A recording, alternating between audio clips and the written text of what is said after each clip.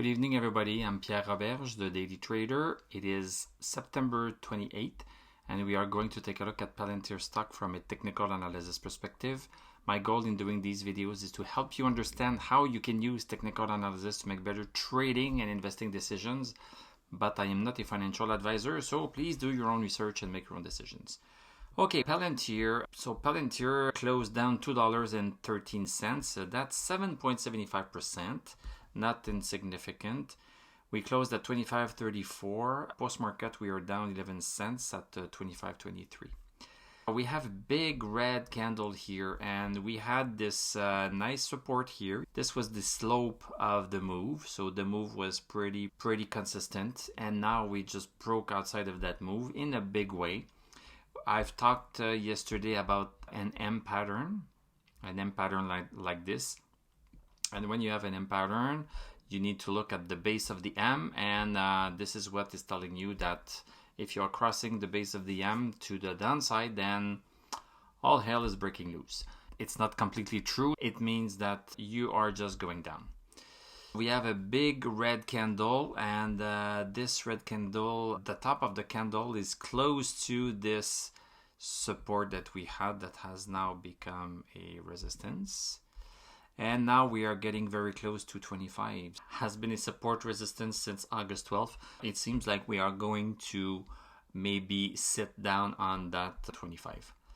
Let's go see the 1 hour chart to understand what happened. Big red candle going down, and then a little bit of a pullback here, and then further down move during the last hour. All of the indicators are pretty bearish.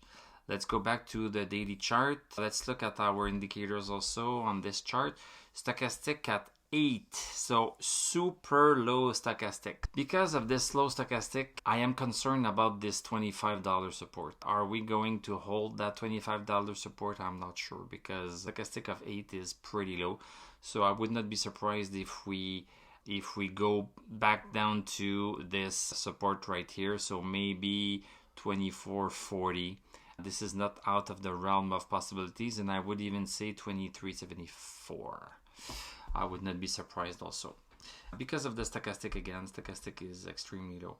Then MACD, so MACD crossed over bearish right now.